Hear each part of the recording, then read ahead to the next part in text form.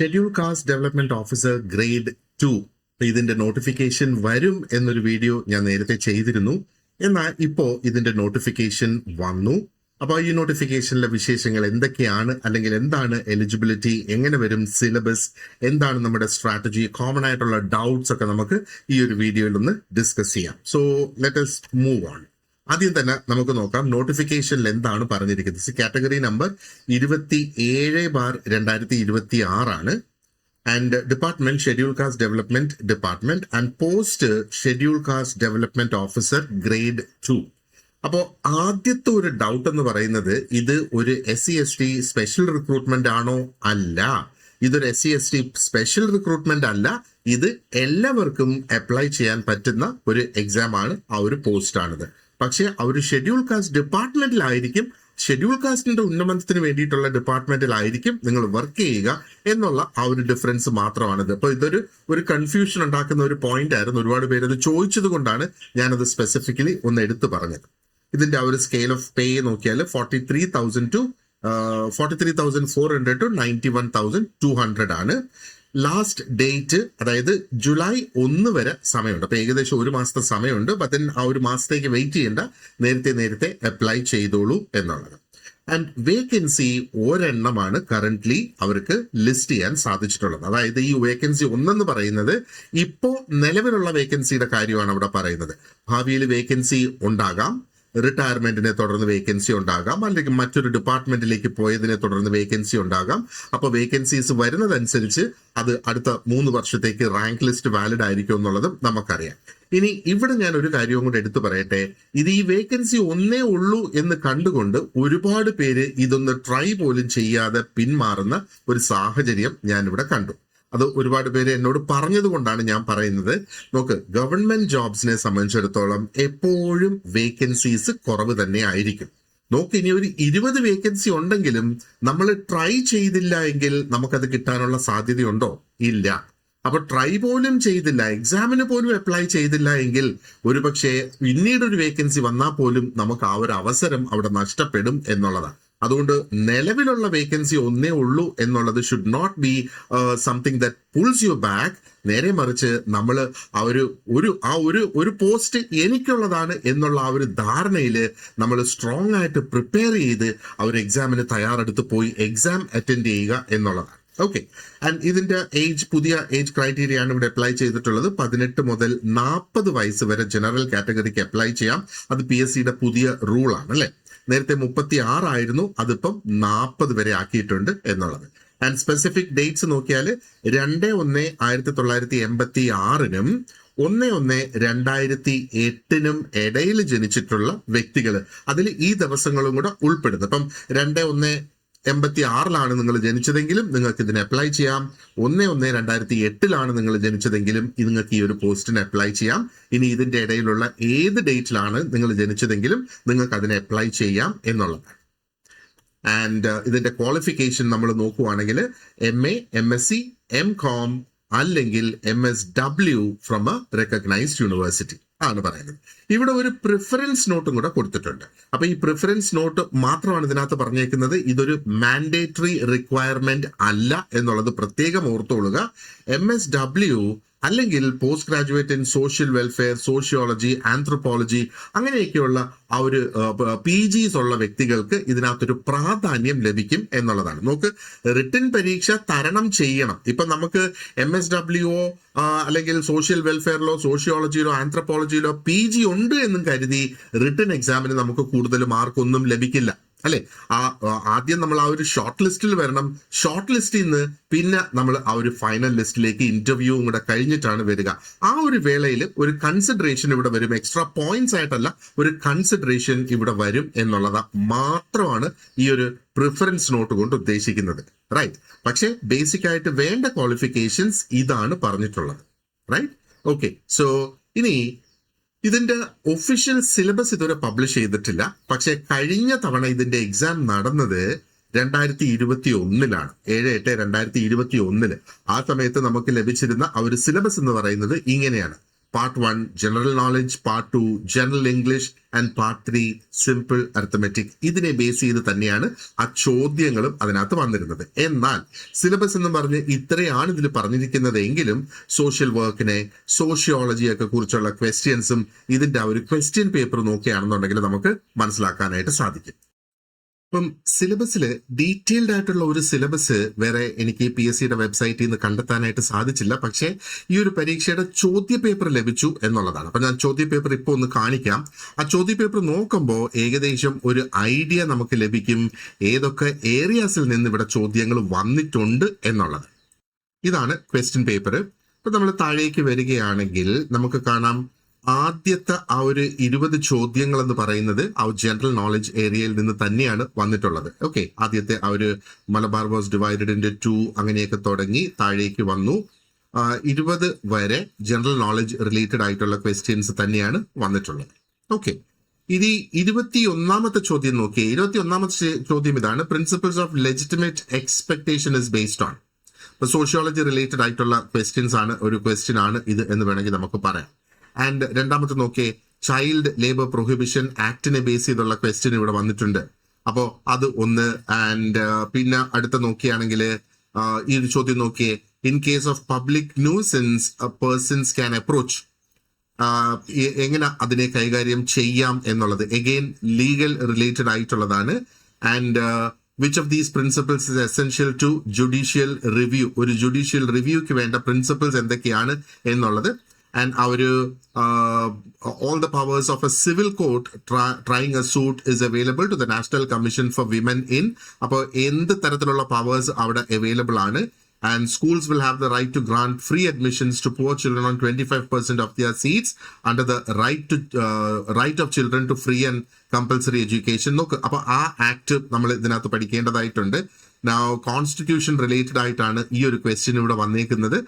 And വീണ്ടും constitution related ആയിട്ടുള്ളത് human rights base ചെയ്തുള്ള ക്വസ്റ്റ്യൻ നമുക്ക് ഇതിനകത്ത് കാണാം. And decision will be set to be unreasonable in the sense of Wednesbury principle if. Okay, അപ്പോൾ ഇത് എല്ലാം ലോ റിലേറ്റഡ് ആയിട്ട് വരുന്ന ആ സംഗതികൾ നമുക്ക് ഇതിനകത്ത് ഒരുപാട് ക്വസ്റ്റ്യൻസ് അതിലും ഇവിടെ കാണാം. ആൻഡ് പിന്നെ ഈ schedule caste area act related ആയിട്ടുള്ള, അപ്പൊ ഇത് പഞ്ചായത്ത് ആക്ട് റിലേറ്റഡ് ആയിട്ടുള്ളത് extension to scheduled areas related ആയിട്ടുള്ള ഒരു ക്വസ്റ്റ്യൻ ആണ്. അപ്പോൾ പഞ്ചായത്ത് ആക്ട് ഇതിന് റെലവെന്റ് ആയിട്ടുള്ള ഏരിയാസ് നമ്മൾ എടുത്ത് പഠിക്കേണ്ടതായിട്ടുണ്ട്. ഇനി who appoints a central vigilance commissioner. Part 10 of the Indian Constitution which deals with panchayats is not applicable. And നോക്ക് ആ ഒരു സ്കെഡ്യൂൾ. അപ്പോൾ ഇതെല്ലാം കോൺസ്റ്റിറ്റ്യൂഷൻ റിലേറ്റഡ് ആയിട്ട് ഒരുപാടധികം ക്വസ്റ്റ്യൻസ് ഇവിടെ വന്നിട്ടുള്ളതായിട്ട് നമുക്ക് കാണാവുന്നതാണ് അല്ലേ. ആൻഡ് ഞാൻ ഈ പറഞ്ഞതുപോലെ അപ്പോൾ ജസ്റ്റ് ആ ഒരു ജനറൽ നോളജും മാത്സും ഒക്കെ മാത്രമല്ല ഇതിനകത്ത് വരിക. ഇതിന്റെ ക്വാളിഫിക്കേഷൻ എന്താണ് പറഞ്ഞേക്കുന്നത് അത് റിലേറ്റഡ് ആയിട്ടുള്ള ക്വസ്റ്റ്യൻസും ഒത്തിരി അധികം ഇതിനകത്ത് നിന്ന് ചോദിച്ചിട്ടുള്ളതായിട്ട് നമുക്ക് കാണാവുന്നതാണ് അല്ലെ. So that is something that is really very important. അപ്പൊ ഇതിന്റെ ആ ഒരു സിലബസ് നമുക്ക് ഏകദേശം ഒരു 2.5-3 മാസം പരീക്ഷയ്ക്കുള്ളപ്പോഴായിരിക്കും. പരീക്ഷ നമുക്ക് അടുത്ത വർഷം എക്സ്പെക്ട് ചെയ്താൽ മതി. സാധാരണ PSC അങ്ങനെയാണല്ലോ. ഈ വർഷം വരുന്ന നോട്ടിഫിക്കേഷൻസിന്റെ ഒക്കെ അല്ലെങ്കിൽ ഈ വർഷം നടക്കുന്ന എക്സാംസ് എല്ലാം കഴിഞ്ഞ വർഷം അതിന്റെ നോട്ടിഫിക്കേഷൻ വന്നതാണ്. ഡിസംബറോടുകൂടി എല്ലാ വർഷവും ഡിസംബർ അവസാനം ജനുവരി തുടക്കത്തിൽ PSC അവരുടെ ആനുവൽ കലണ്ടർ പ്രസിദ്ധീകരിക്കാറുണ്ട്. ആ കലണ്ടർ ലഭിക്കുമ്പോൾ നമുക്കറിയാം ഏത് ക്വാർട്ടറിലായിരിക്കും ഈ ഒരു എക്സാം നടക്കുക. ആൻഡ് എന്താ പറയണ്ടേ, ഇപ്പൊ ഈ വർഷം നോക്കുവാണെന്നുണ്ടെങ്കിൽ ഇതിപ്പം മെയ് മാസമായി. ഓഗസ്റ്റ് വരെയുള്ള ടൈം ടേബിൾ ഓൾറെഡി റിലീസ് ചെയ്ത് കഴിഞ്ഞു അല്ലെ. അപ്പോ ജൂൺ, ജൂലൈ, ഓഗസ്റ്റ് ഏകദേശം 3 മാസം പരീക്ഷയ്ക്കുള്ള സമയത്ത് നമുക്ക് അതിന്റെ ആക്ച്വൽ സിലബസ് കിട്ടും. അന്നേരം നമുക്ക് ആ ഒരു സിലബസിനകത്ത് എന്തെങ്കിലും നമ്മൾ പഠിച്ചതും ഇനി പഠിക്കാത്തതുമായിട്ടുള്ള ടോപ്പിക്സ് നമുക്ക് കമ്പയർ ചെയ്ത് വി സ്റ്റിൽ ഹാവ് ടൈം നമുക്കത് ആ ഒരു സിലബസ്, പുതിയ സിലബസ് അനുസരിച്ചുള്ള ക്ലാസ്സസ് കംപ്ലീറ്റ് ചെയ്യാനായിട്ടുള്ള സമയം നമുക്ക് എന്നാലും ഉണ്ടാകും. ഓക്കെ, ബട്ട് ദെൻ ഈ ക്വസ്റ്റ്യൻ പേപ്പറിനെ അടിസ്ഥാനപ്പെടുത്തി അതിൽ ഏതൊക്കെയാണ് സബ്ജക്ട്സ് വന്നേക്കുന്നത് ആ സബ്ജക്ട്സ് ഒക്കെ റിലേറ്റ് ചെയ്ത് തന്നെയാണ് നമ്മൾ ക്ലാസ്സുകൾ സ്റ്റാർട്ട് ചെയ്തിട്ടുള്ളത്. ഈ general knowledge, general English, simple arithmetic ഇതിന്റെയൊക്കെ ക്ലാസ്സസ് നമ്മളിപ്പോൾ തൽക്കാലം ഹോൾഡ് ചെയ്തിരിക്കുകയാണ്. ആൻഡ് അത് പ്ലാനിലുണ്ടത്. ബട്ട് ദെൻ അഗെയിൻ അത് നമുക്ക് സിലബസ് കിട്ടിയതിന് ശേഷം ഫോക്കസ് ചെയ്താൽ മതി എന്നുള്ളൊരു അഭിപ്രായവും ഉണ്ട്. അത് പിന്നെ നിങ്ങൾ ക്ലാസ്സിന് ജോയിൻ ചെയ്തതിന് ശേഷം നിങ്ങളുടെ അഭിപ്രായവും കൂടെ അനുസരിച്ച് നമുക്കത് പോകാം. കാരണം ഈ ടോപ്പിക്സ് ഒക്കെ നമ്മൾ ഏതൊരു ഡിഗ്രി ലെവൽ എക്സാമിന് നമ്മൾ പഠിക്കുന്ന ടോപ്പിക്സ് തന്നെയാണ് അല്ലേ. ഇനി നമുക്ക് ഒരു എക്സ്പെക്ടേഷൻ എന്ന് പറയുന്നത് നമ്മൾ നോക്കുവാണെന്നുണ്ടെങ്കിൽ ഇപ്പൊ നേരത്തെ നമ്മൾ നോക്കുകയാണെങ്കിൽ സിമ്പിൾ GK, ഇംഗ്ലീഷ്, അർത്തമെറ്റിക് ആണ് സിലബസിൽ പറഞ്ഞിരുന്നത്.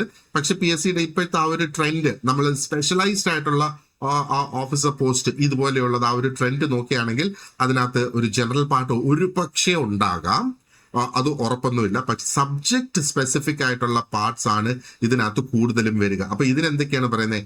MA, MSc, MCom, MSW വിത്ത് പ്രിഫറൻസ് ഫോർ MSW അല്ലെങ്കിൽ സോഷ്യൽ വെൽഫെയർ, സോഷ്യോളജി, ആന്ത്രോപോളജി. അപ്പൊ അതിന്റെ അർത്ഥം നമ്മുടെ ആ ഒരു ആന്റിസിപ്പേറ്റഡ് സിലബസ് അല്ലെങ്കിൽ നമ്മൾ പ്രിപ്പയർ ചെയ്യേണ്ടത് ജസ്റ്റ് ഈ ബേസിക്സിൽ മാത്രമല്ല. ഇനി ഇവിടെ ഒരു കാര്യം കൂടെ നോക്കുക, MA എന്ന് മാത്രമാണ് പറഞ്ഞേക്കുന്നത്, എന്തിലുള്ള MA എന്നും പറഞ്ഞിട്ടില്ല. അപ്പൊ ജനറൽ ടോപ്പിക്സ് അതിനകത്തുനിന്ന് ഒഴിച്ചുവിടാനും സാധിക്കില്ല അല്ലെ. കാരണം MA ഇംഗ്ലീഷ് എടുത്തിട്ടുള്ള ഒരു വ്യക്തിക്കും ഇതിന് അപ്ലൈ ചെയ്യാം, MCom എടുത്തിട്ടുള്ള ഒരു വ്യക്തിക്കും ഇതിന് അപ്ലൈ ചെയ്യാം. അപ്പൊ ബേസിക്കലി ആ ഡിഗ്രീസിലൊക്കെ നമ്മൾ പഠിക്കുന്നതും ഡിഫറെന്റ് ആയിട്ടുള്ള സബ്ജക്ട്സ് ആണല്ലോ. അപ്പോൾ ഈ സബ്ജക്ട്സ് എല്ലാം പഠിക്കുക എന്നുള്ളത് PSC എക്സ്പെക്ട് ചെയ്യുന്നില്ല. അതുകൊണ്ടാണ് ആ ഒരു ജനറൽ വരാനുള്ള സാധ്യതയുണ്ട് എന്ന് നമ്മൾ പറയുന്നത്. So what we will do is നമ്മൾ ഇതിന്റെ ഒരു ആന്റിസിപ്പേറ്റഡ് സിലബസ് വെച്ച് നമ്മൾ സ്റ്റാർട്ട് ചെയ്യും. ആൻഡ് ആ ഒരു ഒഫീഷ്യൽ സിലബസ് പബ്ലിഷ് ചെയ്ത് കഴിയുമ്പോൾ ആ ഒരു സിലബസുമായിട്ട് നമ്മൾ അങ്ങ് പ്രൊസീഡ് ചെയ്യും നമ്മുടെ കോഴ്സിൽ എന്നുള്ളതാണ്. അപ്പോൾ നമുക്ക് ആ ഒരു ഡിഫറൻസ് എന്താണ് എന്നുള്ളത് മാത്രം നോക്കി അത് മാത്രം പിന്നെ നമ്മൾ കംപ്ലീറ്റ് നോക്കിയാൽ മതി എന്നുള്ളത്. അപ്പൊ നമ്മുടെ ആ ഒരു പ്രിപ്പറേഷൻ സപ്പോർട്ട് അല്ലെങ്കിൽ നമ്മൾ ഗോൾഡ് ക്ലാസ്സസ് ഇതിന് ഓൾറെഡി സ്റ്റാർട്ട് ചെയ്തിട്ടുണ്ട്. അപ്പൊ അതിൽ കംപ്ലീറ്റ് സിലബസ് നമ്മൾ കവർ ചെയ്യും.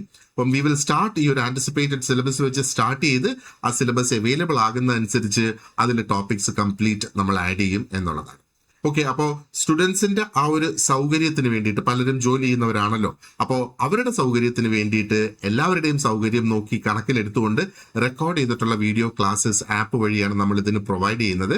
അപ്പോൾ ഓരോ ദിവസവും ഒരു 30-40 മിനിറ്റിന്റെ ക്ലാസ്സുകളായിരിക്കും ഉണ്ടാവുക. അതോടൊപ്പം നമുക്ക് ഡീറ്റെയിൽഡ് ആയിട്ടുള്ള നോട്ട്സ് ആ ഒരു ക്ലാസ്സിനെ അടിസ്ഥാനപ്പെടുത്തി ആ ക്ലാസ്സിലെ ടോപ്പിക് ഏതാണോ അതിന്റെ നോട്ട്സ് ആയിരിക്കും നിങ്ങൾക്ക് ലഭിക്കുക. ആൻഡ് അതിനെ ബേസ് ചെയ്തുള്ള മൾട്ടിപ്പിൾ ചോയ്സ് ക്വസ്റ്റ്യൻസും. അങ്ങനെ ഓരോ വീക്കിലും നമ്മൾ കവർ ചെയ്യുന്ന പോർഷൻസിന്റെ ഒരു 100 മാർക്കിന്റെ ടെസ്റ്റ് എല്ലാ ശനിയാഴ്ചയിലും നമ്മൾ കണ്ടക്ട് ചെയ്യും. ഈ ടെസ്റ്റിനെ അടിസ്ഥാനപ്പെടുത്തി ഓരോരുത്തർക്കും പേഴ്സണലൈസ്ഡ് ആയിട്ടുള്ള ഒരു സ്റ്റഡി പ്ലാൻ തയ്യാറാക്കാനായിട്ട് പറ്റും. നമുക്കൊരു ജനറൽ ടൈം ടേബിൾ ഉണ്ടാകും. ആ ഒരു കോമൺ ടൈം ടേബിൾ തന്നെയാണ് നമ്മൾ എല്ലാ ക്ലാസ്സസിനും ഫോളോ ചെയ്യുന്നത്. പക്ഷേ ആ ഒരു ടൈം ടേബിളിന്റെ ഉള്ളിൽ നിന്നുകൊണ്ട് ഓരോരുത്തർക്കും ആ ഒരു പഠന മാർഗം, ഒരു സ്റ്റഡി പ്ലാൻ നമുക്ക് അവിടെ ഉണ്ടാകും. Depending on how good you are in certain subjects and how weak you are on certain other subjects. അപ്പൊ നമ്മുടെ വീക്ക് ആയിട്ടുള്ള ഏരിയാസിലാണല്ലോ നമുക്ക് കൂടുതൽ പ്രാധാന്യം കൊടുക്കേണ്ടത്. അത് വെച്ചിട്ടാണ്. അപ്പോൾ ഒരു പ്രോഗ്രസ് ഡാഷ്ബോർഡ് നിങ്ങൾക്ക് അവൈലബിൾ ആയിരിക്കും. ആ ഡാഷ്ബോർഡിനകത്ത് നിങ്ങളുടെ പെർഫോമൻസ് എങ്ങനെ പോകുന്നു, അതേപോലെ ആ ഒരു ക്ലാസ്സിലുള്ള മറ്റു ഉദ്യോഗാർത്ഥികളുടെ പെർഫോമൻസ് നിങ്ങൾക്ക് കാണാനായിട്ട് സാധിക്കും. പേടിക്കേണ്ട, ഞാൻ ആരുടെയും പേര് ഈ ഡാഷ്ബോർഡിൽ മെൻഷൻ ചെയ്യില്ല. നിങ്ങൾക്കൊരു സ്റ്റുഡന്റ് ID ഉണ്ടാകും. ആ ID നിങ്ങൾക്ക് മാത്രമേ അറിയാൻ കഴിയുള്ളൂ. കാരണം ഇൻഡിവിജ്വൽ ആയിട്ട് ഞാൻ ID ഷെയർ ചെയ്യുന്നതായിരിക്കും. അപ്പൊ അത് വെച്ചിട്ട് നിങ്ങൾക്ക് നോക്കാനായിട്ട് സാധിക്കും നിങ്ങളുടെ പെർഫോമൻസ് എങ്ങനെ നിൽക്കുന്നു കമ്പയർ ടു ദ ക്ലാസ്. അപ്പോൾ എന്തുമാത്രം ഇനി കൂടുതൽ എഫേർട്ട് നമ്മൾ ഇടണം എന്നുള്ളതിനൊക്കെ ഒരു പ്രചോദനമായി മാറും ഈ ഒരു ഡാഷ്ബോർഡ് നമുക്ക് കാണാൻ സാധിക്കുകയാണെങ്കിൽ. സോ എന്നെ കോൺടാക്ട് ചെയ്യാം ഈ നമ്പറിൽ. ആൻഡ് ഈ ഒരു വീഡിയോയുടെ ഡിസ്ക്രിപ്ഷൻ ബോക്സിൽ നമുക്കൊരു സ്റ്റഡി ഗ്രൂപ്പ് ഉണ്ട് വാട്സാപ്പിൽ. ആ ഒരു ഗ്രൂപ്പിൽ ജോയിൻ ചെയ്യാനുള്ള ലിങ്കും ഞാൻ കൊടുത്തിട്ടുണ്ടാകും. അപ്പൊ ഈ ഒരു സ്റ്റഡി ഗ്രൂപ്പിൽ ബേസിക്കലി നമ്മൾ എക്സാമിന്റെ കാര്യങ്ങൾ ഡിസ്കസ് ചെയ്യും, സിലബസിന്റെ കാര്യങ്ങൾ ഡിസ്കസ് ചെയ്യും. അതേപോലെ ചില ഡൗട്ട്സുകളെല്ലാം നമുക്ക് ക്ലാരിഫൈ ചെയ്ത് ക്ലിയർ ചെയ്ത് പോകാനായിട്ട് സാധിക്കും. ആൻഡ് ഗോൾഡ് ബാച്ചിൽ ജോയിൻ ചെയ്യുന്നവർക്ക് ഒരു ഡിഫറെന്റ് സ്റ്റഡി ഗ്രൂപ്പ് ഉണ്ടാകും. അതിലൂടെ ആയിരിക്കും ആ ഒരു സ്പെസിഫിക്കലി ക്ലാസ്സിനകത്ത് നടക്കുന്ന ഡീറ്റെയിൽസ് ഒക്കെ നമ്മൾ ഡിസ്കസ് ചെയ്ത് പോകുന്നത്. So this is the plan for you. Okay, അപ്പോൾ ആവശ്യമുള്ളവർ, കോഴ്സിന് ജോയിൻ ചെയ്യാൻ താല്പര്യമുള്ളവർ, ഇനി എന്തെങ്കിലും ഡൗട്ട്സ് ഉള്ളവർ ഒക്കെ എന്നെ കോൺടാക്ട് ചെയ്തോളുക. എൻ്റെ നമ്പർ എനിക്ക് ഒന്നുകിൽ വാട്സാപ്പിൽ ഒരു മെസ്സേജ് അയക്കാം, അല്ലെങ്കിൽ നിങ്ങൾക്ക് ആ ഗ്രൂപ്പ് ജോയിൻ ചെയ്തിട്ട് അതിൽ നിന്ന് ഒരു മെസ്സേജ് എനിക്ക് അയച്ചാലും I will reply to you. Okay, so wish you all the very best and thank you very much for watching this video. See you in class.